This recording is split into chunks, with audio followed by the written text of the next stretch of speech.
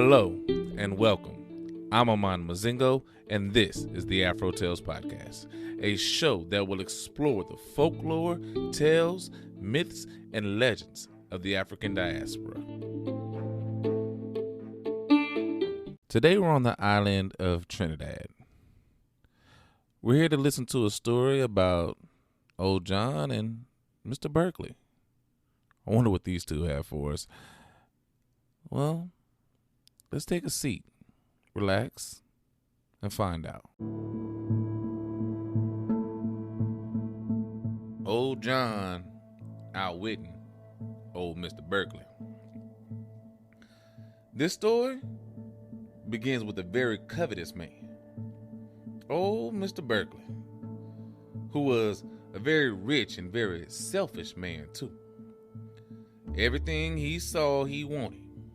One day, he met an old woman who had a fine cow she was taking to market.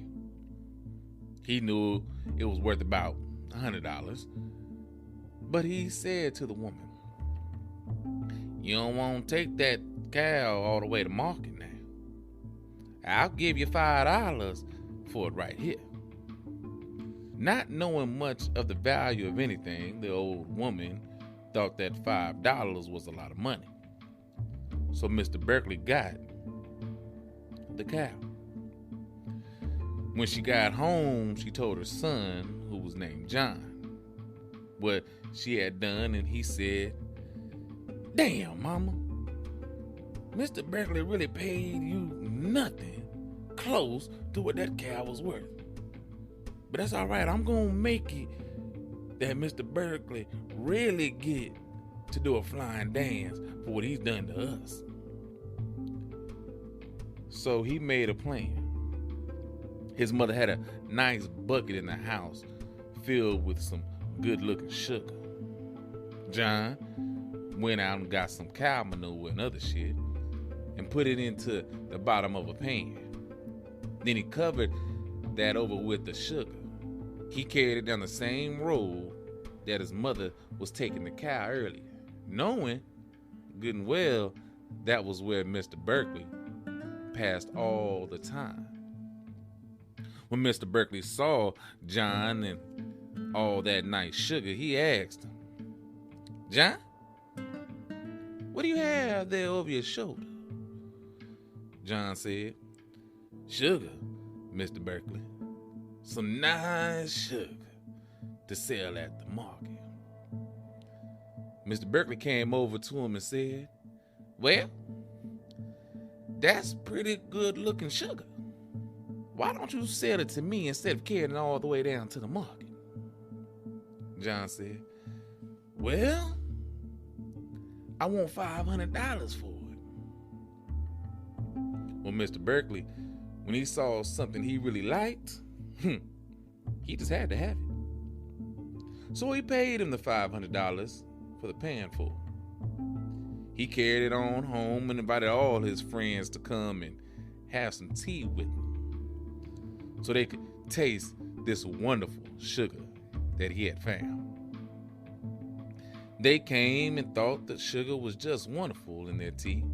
After using the sugar for a few times, though, Mr. Berkeley dipped in the spoon and it came up smelling awful. He said, "Good God, I'm going to beat that John when I catch him." And he took off for John's house right away.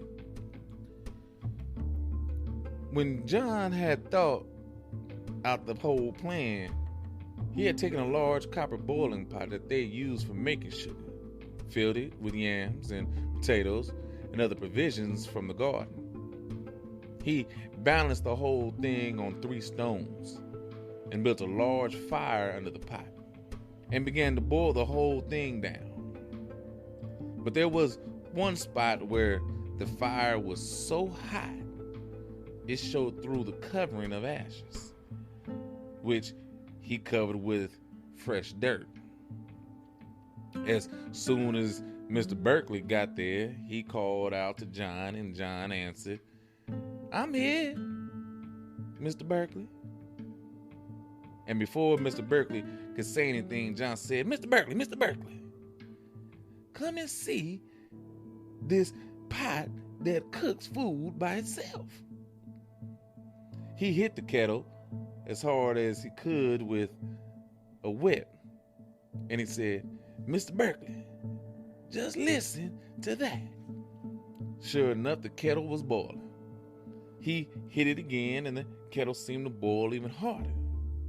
Mr. Berkeley didn't have to hear the third crack of the whip when he said, you have to sell me that pot that cooked food by just lashing it, John said.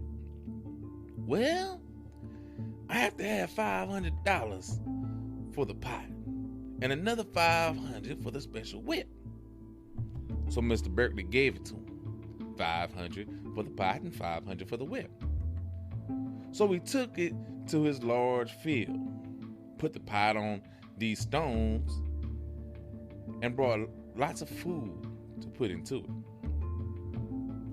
Then he invited all his friends to a great big cook-up to show them how he was going to boil food without any fire. So all his friends came bright and early before they had eaten their own food at home, even expecting to have a big feast at Mr. Berkeley's. Well, when they got there, they saw Mr. Berkeley taking his whip and hitting the pot. He gave it a hard lash, but nothing happened. He hit it a second time, but the food stayed just as cold as when he put it in. He gave the pot 100 lashes, and still the water stayed as cold as before. He was disappointed and getting mad now, and all his friends left, hungry and laughing at the same time. Now John went on to the next part of his plan. He killed a goat and took out his heart and had his mother put it inside her dress, right on top of where her own heart was. He told her to play dead when he touched her with his knife. As soon as he saw Mr. Berkeley coming to him, as vexed as he could be, he took out a knife and he stabbed his mother right in the goat's heart, and she fell over. Now, Mr. Berkeley supposed that he had just seen John stab his mother because his mother fell over as if she was dead. Mr. Berkeley said, well, John, you have killed your mother. He was scared, with the knife in John's hand and the blood all around. John said, oh, Mr. Berkeley, Mama will raise herself up one more. You'll see. So he took up this shell and he blew on it. Boo. His mother stirred a little. He blew it again. Boo. His mother opened her eyes. The third time he blew, she sat up. And the fourth time, she got up and started to walk around. Mr. Berkeley was astonished. He asked, John, what do you want for the knife that cuts like that? John said, well, I have to have $500 for the knife. So he gave John the money and $500 more for the shell. Now, he went home, got all his servants, his wife, and his children, and put them all in a row. Again, he invited all his friends over to see how he was going to kill all these people and then bring them back to life. He took the knife and stabbed his wife, and she fell dead. He took all his servants and killed them, and the rest of his family also. They were all dead on the ground in front of him. So he blew the shell. Boom. Nothing came back. He looked around and said, all right, I'm going to kill John with just one stab too, for God's sake. This time, John had no more tricks. So Mr. Berkeley tied him up, wanting to shame John like John had shamed him in front of all his friends. He brought him up to the bayside, to the rum shop there, and started to have a drink with all his friends while they laughed at John, all tied up there. But another man, whose name was Wolf, passed by there, saw John crying, and said to him, "John, friend, how did you get yourself in this fix?" John said, "Well, I have discovered this huge gold field under the water on Mr. Berkeley's property. And you know how he is, being so selfish. So he has tied me up until I can get all that gold and split it up between us." Old Wolf said, "But it seems so cruel that you should be tied." John said, "Well, it is. But you know, Mr. Berkeley, he must have his gold. Maybe if I told you where the gold is, you would want to have my half of it." Mr. Wolf said, "Yes.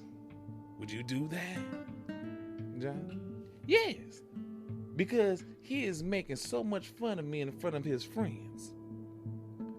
So Mr. Wolf unloosened the ropes, and they exchanged clothes, and John tied him up just as tightly as he had been tied. So John went away and left Wolf there in his place. And when Mr. Berkeley came out of the rum shop later, he just picked up Wolf without looking and carried him out to his boat and went out on the open sea and shoved Wolf over and drowned him. About 3 months later, Mr. Berkeley saw John coming toward him in a carriage he had taken when he changed places with Mr. Wolf. He said, "Is that you, John?" And then John replied, "Oh, yes, Mr. Berkeley. Well, how did you come back to life and you get such a fine carriage?" "Well, you remember when you threw me into the river? Well, I fell right into a gold field itself." Mr. Berkeley said to John, "Oh, you have to show me what the gold field is. Will you do that for me?" John said, Yes, but you must give me something in return." Mr. Berkeley said he would give him anything he wanted. John just said, "But you know it is deep in the ocean, and you must put weights on your body so you can get down to it." So John tied Mr. Berkeley as tightly as Mr. Berkeley had tied him, put some stones in his body, and put him on the boat, went on to the open sea and shoved him over. That's the gold mine Mr. Berkeley wanted. But now, John had all the things Mr. Berkeley had, and John was alive too. The end. Okay, so wow. That is what is known as a John tale or an old John tale or a massa tale. This one, obviously, since it came from the island, it may be a little different, but nonetheless, it does show how a slave or a person that is not supposed to be looked at as wise can definitely use intellect over those who are supposedly in charge, as old John did to Mr. Berkeley. And I'd say Mr. Berkeley probably deserved everything he got. Killed his whole family, wound up killing himself, all over greed, and just couldn't allow anybody else to have what they were entitled to have. One that was willing to cheat people and therefore got what he deserves. Nothing in the end. I love these kind of stories. I love this to show the intellect of the downtrodden and to show how, we can always climb up and do better if we put our minds to it. I'll definitely be looking to do more stories like this, so please stay tuned for that. Again, this is how old John outwit Mr. Berkeley. All right.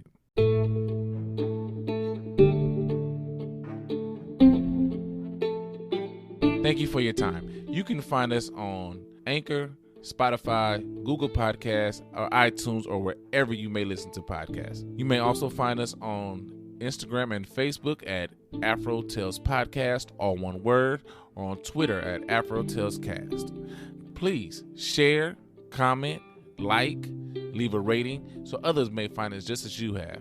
Again, I'm Amon Mazingo. This is Afro Tales Podcast, and until next time, have a great day.